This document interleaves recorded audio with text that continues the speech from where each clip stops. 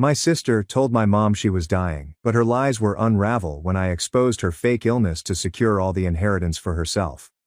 She said it like she wanted me to buy milk while holding the gift I spent 3 months making for her. I made a photo album with photos from her entire life from relatives across the country. Perhaps mishearing, I asked. What do you mean don't come? It's your 58th birthday. I've been planning my speech for weeks. My mother sighed in frustration. Samantha feels uneasy around you. Her day to bond with me without competition is needed. Samantha, 30, had been my stepsister for 10 months since my mother married her father. Competition? Mom? Daughter of yours. Your daughter. Attending every birthday for 32 years. The other end was silent. She said something to make me queasy. The issue is that. Have 32 years. Samantha needs time to catch up. I drove to her house immediately. It was 9 p.m., but the lights were on and people were decorating. The driveway held my Aunt Lisa's car. My cousin Chris's truck was too. There they prepared for tomorrow. My stepfather David answered, embarrassed, when I knocked. Maybe you should return. He tried to close the door, but I saw my mom hanging streamers with Samantha in the living room. I shouted Mom, and she froze. My mother nodded when Samantha whispered. She went to the door but didn't invite me. This was discussed. Tomorrow is Samantha's big day. I ignored her to look at the Happy 65th Birthday Mom banner with my mother and Samantha. Just two. The photo displays around the room made me wonder, where are the pictures of me? Everyone showed my mom with Samantha or David. I lost 32 years. Samantha made them. They're kind. My mom smiled like nothing was wrong. She labored over them. Aunt Lisa arrived at the door. What's happening? Why is Rachel outside? She appeared confused. My mother straightened. Rachel won't arrive tomorrow. She agreed it's best after discussing it. I agreed to nothing. Lisa looked between us. Are you crazy? Yes, your daughter. Samantha appeared with a cake decorator. She triggers me. Her presence brings back childhood trauma. Everyone stopped. Trauma? What? I requested. We only met last year. Samantha cried on command. You resemble my childhood bully. Not your fault, but you prevent me from healing. It was my first time hearing about this. Samantha was held by my mother. She requires assistance. Genuine family support. Lisa laughed but wasn't amused. Emma, you've gone insane. Your real family is Rachel. Mom's face changed. Now David and Samantha are my family. I chose family.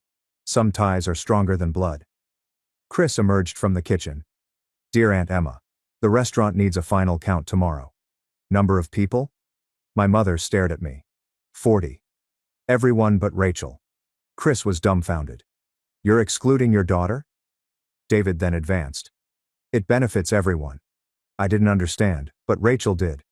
Mom, what's happening? Did Samantha talk to you? Was she threatening? Samantha cried harder. See? Again, she attacks me. This is my point. My mother ran inside after her. David was at the door. You should. You upset them. Lisa grabbed my arm. Come to my car now. Sitting in her driveway, she pulled out her phone. Last week your mother changed her will. Samantha gets everything. The house, savings, and grandmother's jewelry. When my grandmother died, she left me certain pieces. My mother kept them until my wedding. You know this how? I requested. Just because she asked me to watch. I told her she was wrong and refused. She then announced Samantha's terminal diagnosis. Blood chilled. Terminal. She has what? Lisa shrugged. She wouldn't say. But Samantha needed motherly love before dying.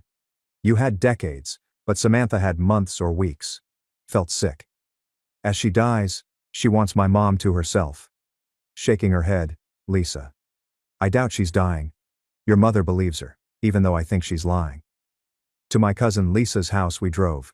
Samantha supposedly received treatment from her. Get her medical records. Spotify now has requested reads. Check the description or comments link. Laptops were brought closer. Lisa tapped the keyboard as we watched the screen load in her kitchen. The hospital database took forever to find Samantha's file. Lisa's expression changed when it appeared. She scrolled through empty pages. No chemotherapy records, oncology appointments, or treatments. Only 2 visits were listed.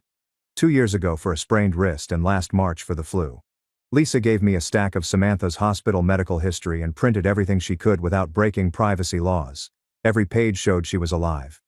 We drove back to Lisa's house after midnight with the evidence on my lap like it weighed 100 pounds. While waiting for us, Chris became angry and punched the wall when we showed him the printouts. Lisa made coffee we didn't drink while we pondered our next steps at her kitchen table. Chris suggested hiring someone to investigate Samantha's past because if she lied about being terminal, she probably lied about other things. Diane knew fraud-fighting private investigator Dylan Paday from her courthouse job. Even though it was almost 12:30 a.m., he answered on the third ring when she called. Diane explained the situation while Chris and I listened. Dylan offered to meet us the next day and investigate Samantha's background immediately. We kept making lists of Samantha's suspicious features and story because we couldn't sleep. The terminal illness that changed depending on who she talked to, how she isolated my mother from anyone who questioned her, and how quickly everything happened after my mother married David. We had 2 pages of red flags that should have been obvious by sunrise. Diane called Sarah Nelson 9 a.m. Sarah, a family lawyer who handled elder manipulation cases, helped Diane's friend's father change his will suspiciously last year. Sarah agreed to review our data and meet with us that afternoon. The hospital records, timeline, and Samantha's behavior concerns were brought to her office. Sarah spent 2 hours reviewing every document and asking about my mother's relationship with David and Samantha's quick takeover. She said proving undue influence in court was difficult but possible. The rapid will change helped us. The fact that my mother had abandoned me after 32 years helped us. Samantha's history of health deception helped us. Sarah said we needed more evidence before suing, but we had enough to start. Now we must document every interaction with my mother and Samantha, she said. Record calls if possible. Save text messages. Keep a record of Samantha's growing control over my mother's finances and decisions. Sarah warned us that manipulators like Samantha doubled down when threatened, making cases like this worse. I called my mother 3 times the following week but she never answered. Left messages saying I loved her and wanted to talk. I texted to check on her. Nothing. On the 8th day, David finally picked up when I called. He told me Samantha had a health crisis after the party and my mother was too stressed to deal with me right now. I asked what kind of health crisis and David got vague. Something about her heart, or maybe her lungs. He wasn't sure, but it was serious, and seeing me would make it worse. I asked to speak with my mother directly, but David said she was resting. He hung up before I could say anything else. I called Diane immediately and told her about the conversation. She added it to our timeline showing how Samantha used fake medical emergencies to keep my mother isolated. Dylan called 2 days later with information that made my hands shake. Samantha's supposed terminal illness changed depending on who she was talking to. He'd interviewed 3 of my mother's neighbors and one of my cousins who'd spoken to Samantha at the party. She told my mother it was cancer. She told my cousin Olivia it was a rare heart condition. She told the neighbor across the street it was a blood disorder that doctors couldn't treat. Dylan said the inconsistencies were obvious once you started looking for them. A real dying person would have a consistent diagnosis and treatment plan. Samantha's story shifted to match whatever got her the most sympathy from each person. Dylan was still digging into her background, but already he'd found gaps in her employment history and addresses that didn't match what she'd told David. He said he'd have more information in a few days. Lisa contacted Mia Matthews at the hospital. Mia was an administrator Lisa trusted who'd worked there for 15 years.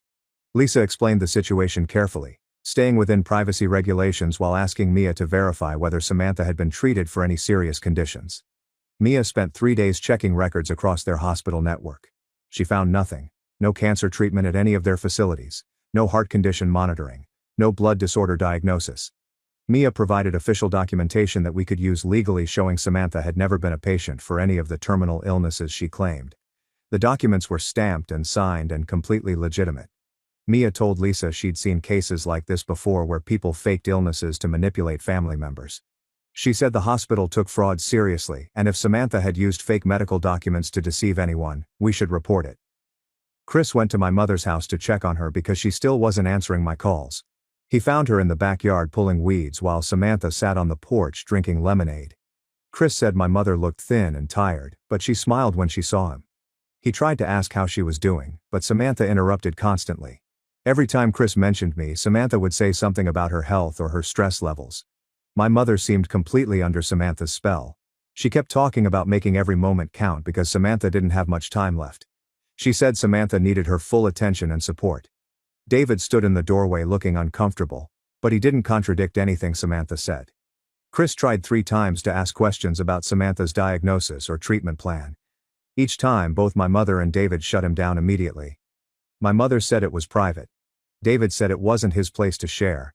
Samantha just smiled and changed the subject. Chris felt worse after leaving.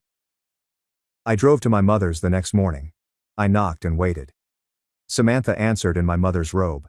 She treated me like a stranger selling something. Whether my mother was home. Sam leaned against the doorframe, clutching her chest. She said seeing me stressed her out and could cause a health emergency. She gasped for air while saying it. It looked staged as her hand pressed against her heart. Then I realized I was watching a performance she'd done many times. The staged illness, dramatic symptoms, and convenient timing. Samantha learned this routine to look natural. Samantha saw David behind her, looking guilty but silent. I requested direct communication with my mother. David entered, blocking the doorway. He said my mother was sleeping and couldn't be disturbed. I tried to pass him but failed. My stomach turned as Samantha watched with a slight smile. Her health was fine, she lived. She was having fun. Samantha's smile grew as David closed the door in my face. I waited 8 minutes on the porch for my mother. She never did. Lisa and I discussed legal options with Sarah again at her office. We brought everything from the past 2 weeks. Hospital records, inconsistent illness stories, Chris's claims about my mother's behavior, Mia's documentation. Sarah carefully reviewed everything before suggesting options. She said we needed more proof before acting. Right now we had enough to raise questions but not prove undue influence in court. She suggested documenting every interaction, including dates, times, and witnesses, to show Samantha's growing control over my mother's decisions and finances. Sarah said cases like this required patience because we needed to prove a pattern of manipulation, not isolated incidents. She warned us that confronting my mother now would likely backfire because Samantha had her convinced. Dylan called that night with Phyllis Hamilton News. Samantha worked with her at a downtown insurance company 5 years ago. Dylan found her through employment records, and she met with us. Phyllis promised to bring her daughter Danielle, who went to high school with Samantha and had important stories. A coffee shop near Lisa's house was our meeting spot the next day. I couldn't sleep that night, wondering what they would say and if it would save my mother from Samantha's plans. I met Phyllis and Danielle at the coffee shop the next morning. In her 50s, Phyllis had tired eyes from too much workplace drama. Danielle sat with her mother holding a paper folder. We got drinks in a quiet corner booth. Phyllis showed me photos of Samantha from their insurance company 5 years ago on her phone. Although she was younger, her smile was the same as at my mother's. Samantha joined their team to pay for cancer treatments, according to Phyllis. Everyone felt sorry for her and donated when she mentioned medical bills. Fundraisers and bake sales were held by the company to cover her expenses. Samantha raised over $14,000 from co-workers who believed they were saving her life over 5 months. Then, a hospital employee's husband said he'd never seen Samantha for treatment. Samantha was never sick, according to a Quiet Company investigation. She planned doctor appointments and treatments while spending money on vacations and shopping. Management offered her a choice: return the money and leave quietly, or face charges. Samantha returned most of it and vanished a week later. Phyllis felt stupid for believing the lies, but Samantha's stories of pain, fear, and gratitude were so convincing. Danielle pulled out old social media screenshots from her folder. She showed high school photos of Samantha with different groups of students. Danielle said Samantha targeted lonely or troubled kids. She'd quickly become their best friend and discover their weaknesses. Samantha would then cause a crisis to gain attention. She sometimes accused family of abuse. She sometimes lied about illness or threats. She lied and slandered friends until they fought. Samantha then joined a new group and started over. Danielle showed me a photo of Olivia, who resembled me. Similar features and hair color. Samantha's junior year target was Olivia until she discovered the manipulation and alerted others. Samantha claimed Olivia had bullied her for months and ruined her life. Samantha cried convincingly, so most people believed her. Olivia switched schools to avoid harassment. Danielle thought the story about me looking like Samantha's childhood bully was fabricated. Samantha needed a reason to kick me out so she could have my mother. It made me sick to listen. Samantha didn't just appear in my mother's life. She'd planned and calculated how to steal everything from me. Dylan leaned forward and said, Samantha probably watched my mother and David for weeks before David introduced her. She would have known their habits and emotional weaknesses. She'd know my mother was vulnerable after her divorce and eager to please her new husband. She would have noticed David's guilt or desire to be a good father. Samantha studied them like a predator before attacking. They gave us everything, including contact information for former coworkers who remembered Samantha's scam. Chris commented during lunch on how Samantha had manipulated the office. He said she played people against each other while posing as an innocent victim in need of protection. Pattern was constant. Gain trust by being vulnerable. Use manufactured crisis to extract resources. Disappear before people comprehend. I was overwhelmed with evidence when we left the coffee shop.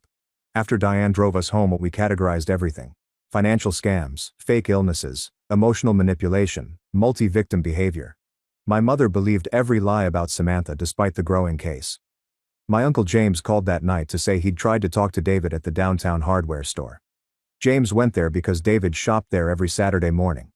He asked David for a private conversation in the lumber section. David was pale and wouldn't talk about Samantha or my mother. James said David looked scared and trapped, not angry or defiant. When James mentioned Samantha, his hands shook. David kept looking around as if someone was watching. He almost fled when James demanded answers. James thought Samantha might control David too. She may have threatened or blackmailed him. David's fear wasn't for his daughter. He looked like a man who'd made a big mistake and couldn't fix it. Diane contacted the lawyer who observed my mother's will change. She called his office after finding him in county records after she refused. Diane carefully explained the situation to the lawyer, who was reluctant to discuss client matters. She cited fraud and elder abuse. My lawyer finally admitted that my mother seemed anxious and rushed during the appointment. She kept checking her phone and window. He asked if she was sure about the changes, and she said yes, but her voice wavered. The lawyer saw a car outside his office all along. A driver watching the building. He'd thought it odd but didn't question it. Now he realized Samantha probably made sure my mother changed her will.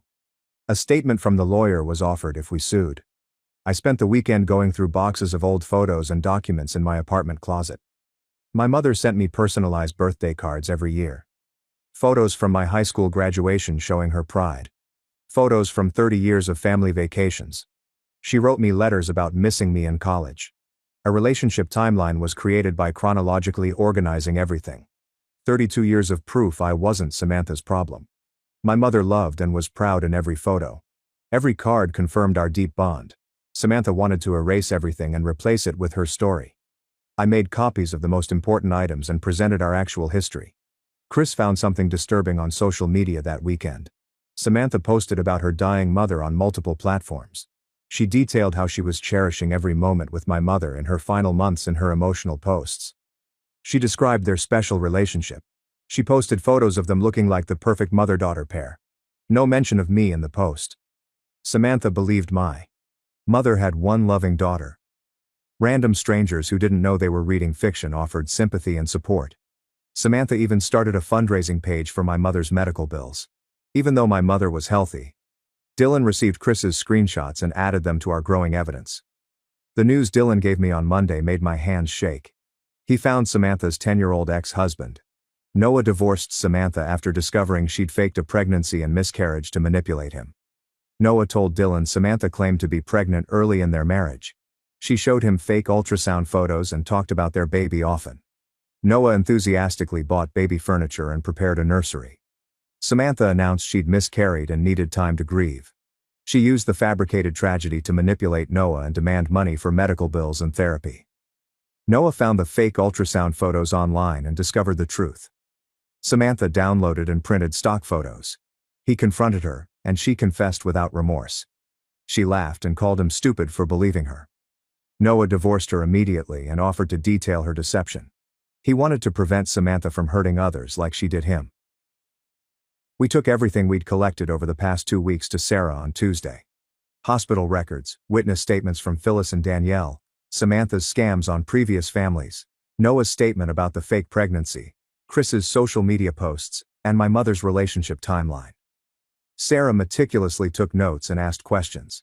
She said we had a strong case for will undue influence. The rapid change and Samantha's history of manipulation established a pattern. Depending on Samantha and my mother's financial transactions, we could also charge fraud. Sarah suggested we try to reach my mother again before filing a lawsuit. She suggested a letter that presented all the evidence in a clear, factual manner, which my mother couldn't ignore like a phone call or visit. Diane offered to write the letter that night. Her hours of drafting and revising ensured every point was clear and supported by evidence. We revealed Samantha's history in the letter.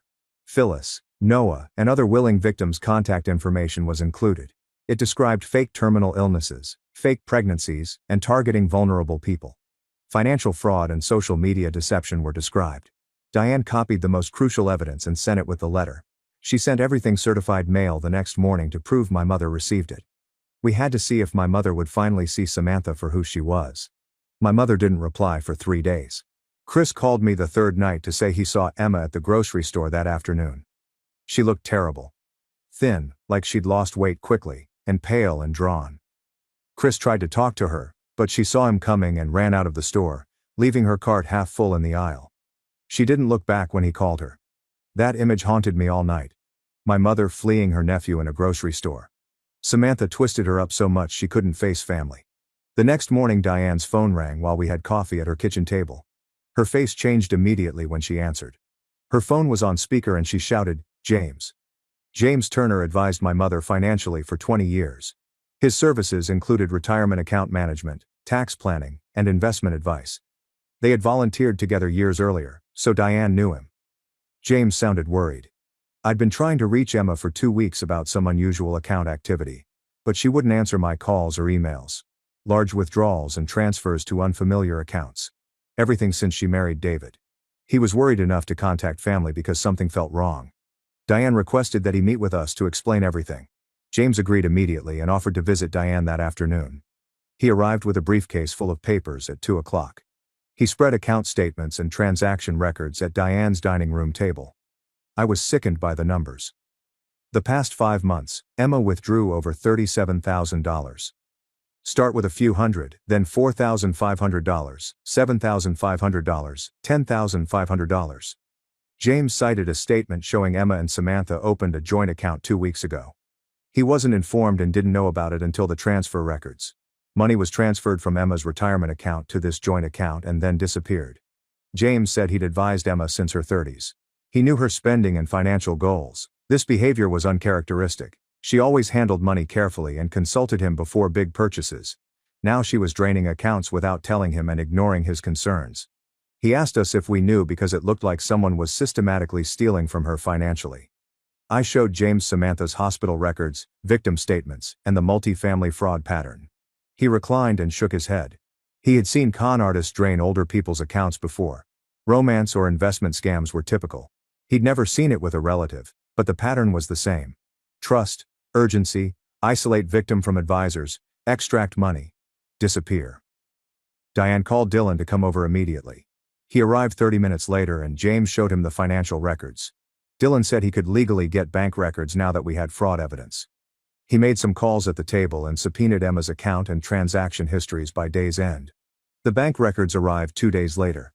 Dylan spread them on Diane's dining room table and we read them all. The pattern was worse than James said.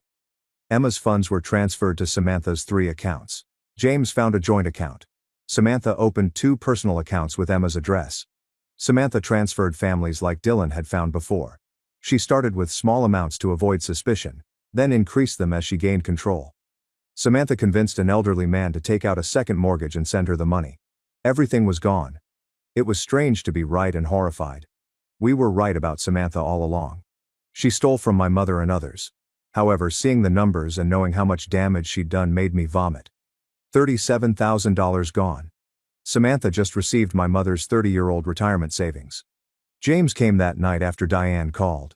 He meticulously took notes and asked about dates and amounts. He said we had enough evidence to sue to protect Emma's assets. We could get a restraining order to freeze accounts and stop transfers. We could ask the court to overturn the will change for undue influence. We may be able to charge fraud and theft. James said it would take time and court proceedings and humiliate my mother in public. Diane suggested trying another method first. Bring everything to David privately to see if hard evidence will break Samantha's hold on him. David's honesty could help us stop Samantha without dragging my mother into a public legal battle.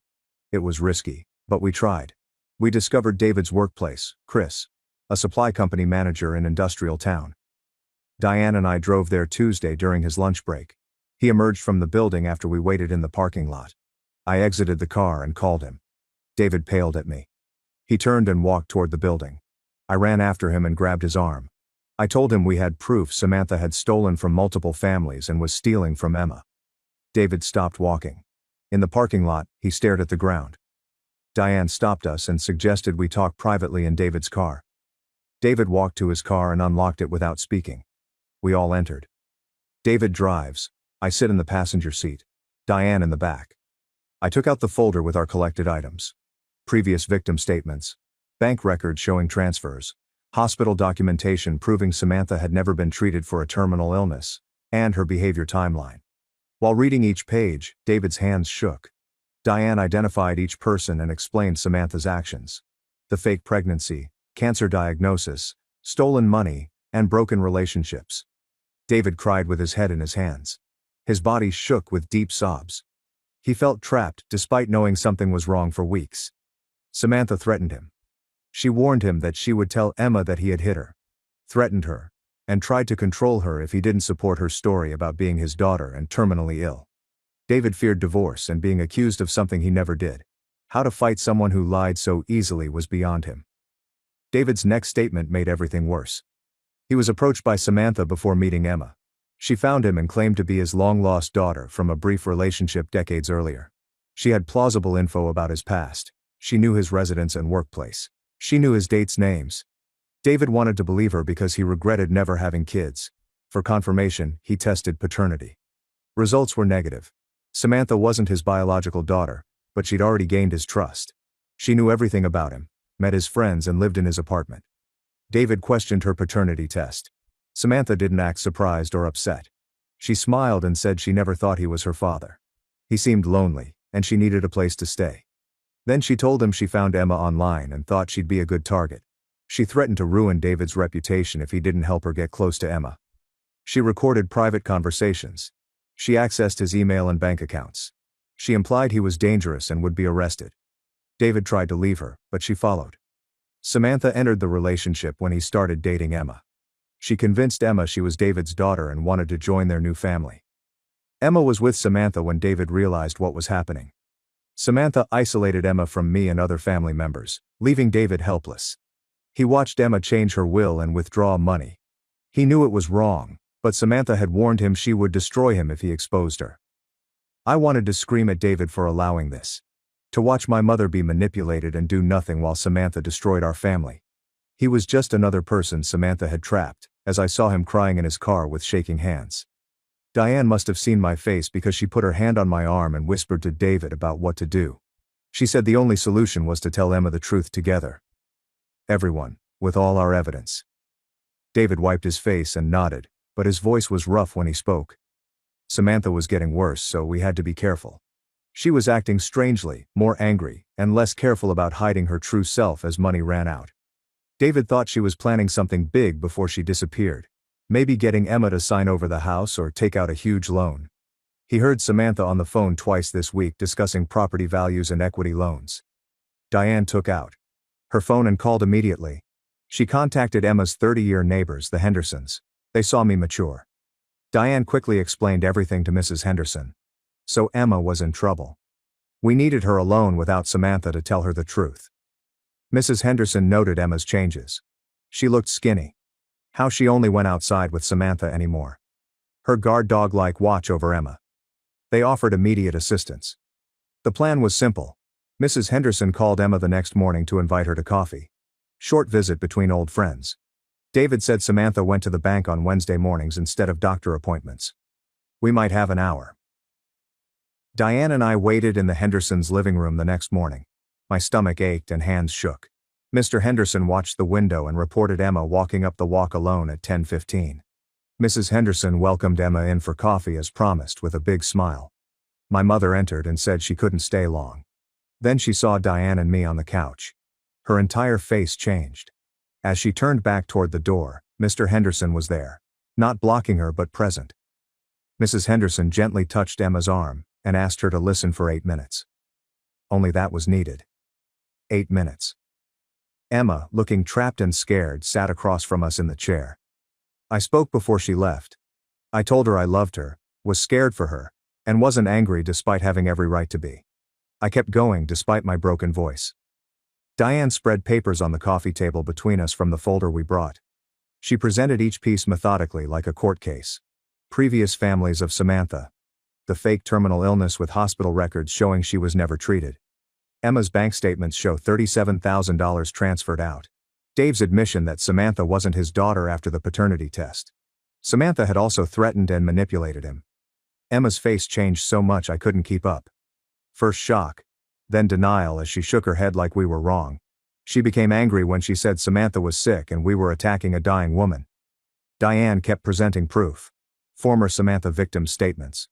Following timelines show the same pattern. Finally, my mother's expression changed.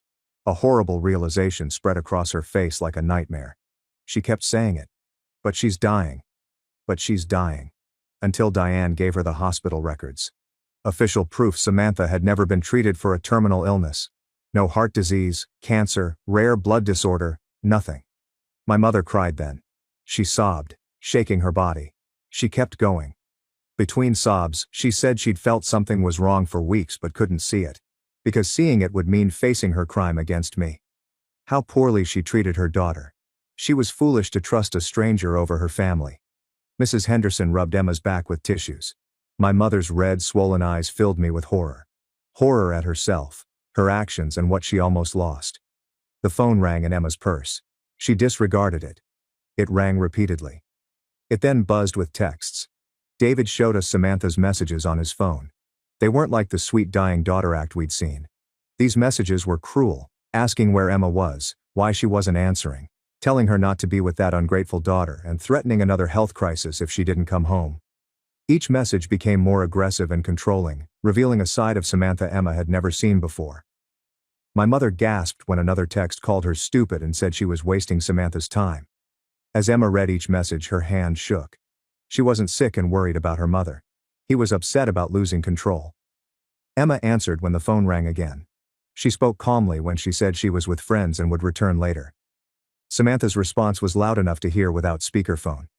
The voice was not Samantha's sweet, weak one. It was cruel and enraged. She called Emma ungrateful and stupid.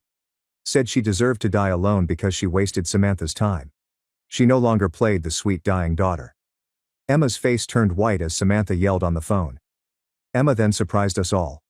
She turned on the speaker and placed the phone on the coffee table for everyone to hear. Samantha's real voice filled the Hendersons' living room as she removed her mask. She shouted how easy Emma was to manipulate. She was pitiful to trust a stranger over her daughter. How she should have made more money before Emma's family interfered. Samantha's hateful words increased with each sentence. She boasted about faking terminal illness. About her past mistreatment of stupid, lonely, love-hungry women. About how she almost signed over the house before we ruined it. She said Emma deserved everything bad because she was weak and worthless. Mom was frozen, listening to everything. Listening to her choice over me revealed her true self. Hearing our proof that everything we told her was true. Samantha shouted, threatened, and revealed her plans. How she first targeted David. How she'd researched Emma online and knew what to press. How she'd leave with everything after draining the accounts and refinancing the house. She couldn't stop talking from anger. Keep confessing everything she did. David took his phone from his pocket and recorded silently. Holding it up allowed the microphone to catch every word spoken. Samantha raged about the fake diagnosis and researching Emma's finances online before David introduced them. She described the other families she'd scammed and their payouts. She said Emma was the easiest target because she needed love after her divorce. After copying Emma's bank account information, she boasted about how easy money transfers were. David held the phone steady while recording through his shaking hand and let Samantha confess everything. She confessed her entire plan because she was so angry. Samantha hung up after calling Emma one last time after almost 8 minutes of recording. Mother froze on couch, staring at nothing. Her face looked empty, like something inside her had broken. She slowly turned to me with tears in her eyes, but they were clear now. I let her take my hand. She apologized repeatedly, even though I wanted to leave.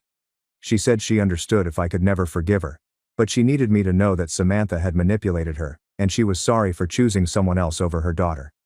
She cried while speaking, releasing broken, painful words. She believed Samantha's stories because she was lonely after the divorce and wanted to feel needed. She apologized for the will, party, and terrible words she said to me. Diane held Emma and let her cry. While Diane called Sarah, I called the police. I told the operator we had a recorded fraud and elder abuse confession. I played part of the recording over the phone, and the operator's voice changed immediately. She requested Emma's address and dispatched officers immediately. After Diane finished talking to Sarah, she said she was driving to the police station to meet us. I was instructed to save and not delete the recording. She said officers would arrive at Emma's house in minutes to stop Samantha from leaving or destroying evidence. David gave them his house key and said Samantha was probably alone.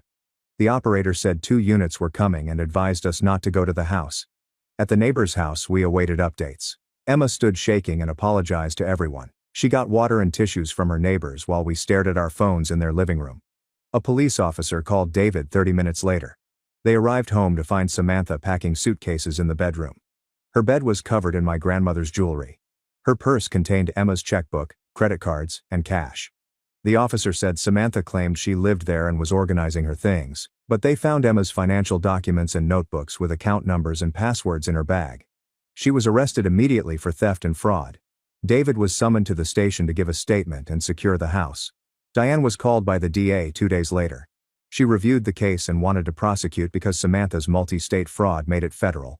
The recorded confession, physical evidence, and Samantha's history with other families supported their case.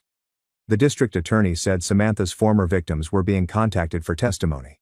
For court, 2 families agreed to share their experiences. She said such cases were hard to prove without solid evidence, but we had everything. Samantha had high bail due to flight risk. Samantha would remain in jail until the trial, which the district attorney estimated would take 5 months. Emma couldn't stay in Samantha's house after almost a year of manipulation. She took a bag to Diane's guest room. David handled police visits and evidence collection alone at home. He saw a therapist twice a week to deal with his guilt over Samantha hurting Emma and enabling her. Emma initially refused to talk to him, but after a week, she agreed to have coffee with him somewhere neutral. They spent 2 hours discussing Samantha's deception in a diner. David described the fake paternity test and Samantha's threats. Emma cried and said she knew he was trapped. They agreed to marriage counseling, but Emma wasn't ready to return home. Emma and Sarah met to reverse the will change. Emma appeared anxious and rushed during the signing, according to the lawyer who witnessed the coerced document. He said Samantha waited in the car outside his office the whole time and Emma nervously checked her phone. Sarah filed paperwork to restore the original will that left everything to me with provisions for future grandchildren. She said it would take weeks, but the change made reversal easy. Emma signed all the documents and told Sarah she wanted to protect me no matter what happened in our relationship. I visited my mother at Diane's the following week. We discussed everything for an hour in the backyard. Emma explained how Samantha cut her off from her loved ones. She said Samantha would cry when Emma visited me or other family members. She claimed an urgent health crisis requiring Emma's attention. She doubted my motives and suggested I only wanted the inheritance. Emma realized how stupid she was, but Samantha's manipulation felt real. My anger and hurt made me say it would take a long time to trust her again. Nodding, she said she understood. We agreed to meet weekly to fix our relationship. Emma and Lauren Lockwood began working 2 weeks after Samantha's arrest. Lauren specialized in family manipulation and had seen dozens like ours. She told Emma in their first session that Samantha was likely a skilled con artist who targeted people going through major life changes. New marriages made people vulnerable because they wanted blended families to work. Lauren believed Samantha had examined Emma's social media and public records before. David introduced them. She'd researched the divorce and my mother's loneliness and tailored her approach. Emma learned from Lauren that manipulation didn't make her stupid or weak. Samantha intentionally exploited her humanity and trust. Emma asked me to join her in therapy during one of our visits. I thought about it for a few days before saying yes, but she needed to understand first. I said rebuilding trust would take months or years and our relationship might never be the same again after she chose Samantha. I said I'd been erased from her life like I didn't matter, which hurt a lot. She sobbed and promised to prove her sorry as long as it took. I agreed to joint sessions after she worked with Lauren individually. I needed to see real change before sitting with her and a therapist to repair our damage. The district attorney charged Samantha 2 days after her arrest. Major fraud, theft by deception, elderly financial exploitation. The list was 2 pages long. Samantha faced serious prison time if convicted on each count, according to the prosecutor. Bail hearings were quick. Samantha appeared before the judge in an orange jumpsuit instead of her usual clothes. She tried crying, but the judge ignored her. Bail was $180,000. Samantha's public defender said it was too high, but the judge noted her history of fleeing victims. When people asked questions, she vanished from 3 states. Bail stood. Samantha returned to county jail for trial. Dr. Anderson treated couples with manipulation and abuse, including Emma and David. David drove to the first appointment alone because Emma wasn't ready to be with him. Emma joined him after a month of weekly visits. Dr. Anderson explained how Samantha targeted their new marriage's weaknesses. She exploited David's guilt over not knowing his daughter. She took advantage of Emma's post-divorce loneliness and need for attention. Diane said the sessions hurt. Emma and David realized how easily Samantha had divided them from those who cared about them. David requested a return home after 5 weeks. Emma agreed, but they kept separate bedrooms and went to therapy twice a week. Samantha opened accounts worth $28,000 that the bank's fraud investigation recovered. Another $9,500 vanished. It went to clothes, trips, and expensive dinners instead of Emma's retirement savings. The bank manager called Emma to explain what they found and what was lost forever. Emma visited Diane's house the next day and offered to split the recovered money, my half and hers. I declined immediately. She needed her money after Samantha stole everything. Emma insisted. She said it was the least she could do after dumping me from her will and life.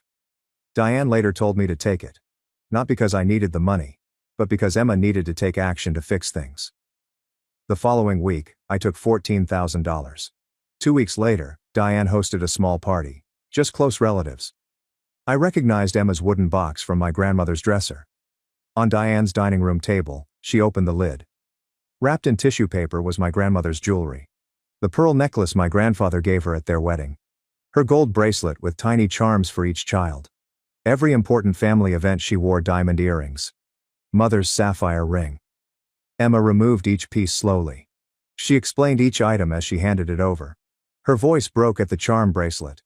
She nearly let Samantha sell these pieces. Almost let her destroy her mother's physical memories. Chris, Diane, and others watched her cry.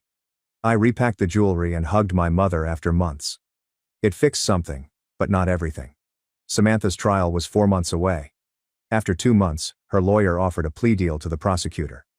Samantha would confess to all charges for a proposed sentence. The prosecutor called Emma and me to discuss. We could request a jury trial, but there was risk. Samantha may get a sympathetic juror who believed her victimhood. Plea deal guarantees consequences. 5 years in state prison and restitution to Emma and the other scammed families. We accepted it together. Samantha testified 5 weeks later and confessed. The judge accepted the plea and sentenced to 5 years. It wasn't enough. 5 years couldn't fix her damage to my mother-daughter relationship. It was close to closure to see her handcuffed and taken away after she stopped pretending to be innocent. Emma planned nothing until Samantha was sentenced. She called everyone from the original party and invited them to her house for a small dinner. No party, just family. She wanted to celebrate her 58th birthday with her loved ones. 20 people, including me, attended. The air was heavy at first. Everyone knew what happened and had no idea what to do. Emma spoke briefly before we ate. She apologized to everyone for her behavior. The lonely woman said she let herself be manipulated because she wanted to be needed. It was no excuse to choose a stranger over her family, she said. She stared at me when she apologized for erasing me from her life, and promised to earn my trust. After she finished, people clapped quietly. Our dinner conversation avoided the elephant in the room. Unplanned, it felt real in a way the original party never would. The following Tuesday, my mother and I had coffee halfway between our houses. We sat outside despite the cold because public conversation was easier. I told her we needed boundaries to rebuild. Our weekly meeting was just the 2 of us. No David until I'm ready. No big family gatherings where I had to perform as okay. No pressure to forgive her faster than I could. Emma accepted everything. She said she knew our relationship might never be the same. I told her that was true and needed her to agree. We met weekly after that. Sometimes for coffee, lunch, or a park walk near her house. Our conversation focused on her garden, my job, and the weather. We were learning to be together again without the baggage that had broken us. 2 months have passed since I stood on my mother's doorstep and was told not to attend her party. More careful, honest, and less automatic, my relationship with Emma changed. I learned that being someone's daughter didn't guarantee a choice when it mattered. I learned that family was about who showed up in hard times, not blood. Diane called me frequently. She'd become much more maternal than aunt. Chris and I had weekly dinners. Lisa and I saw movies. In unexpected ways, Samantha brought us together with cousins I barely knew. My mother worked to regain my trust. Whether she'd get there was uncertain, but I was better off than I thought when it started. People around me had proven they'd fight for me. That mattered. Maybe everything.